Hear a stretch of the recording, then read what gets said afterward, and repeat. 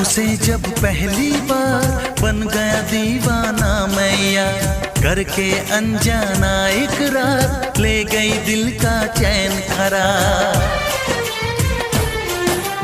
देखा उसे जब पहली बार बन गया दीवाना मैया, करके अनजाना इकरार ले गई दिल का चैन करार। थोड़ी सी घबराई थी, थोड़ी सी शर्माई थी, कितना प्यारा मुखड़ा है वो तो चांद का टुकड़ा है, जाने कहाँ छुप जाती है।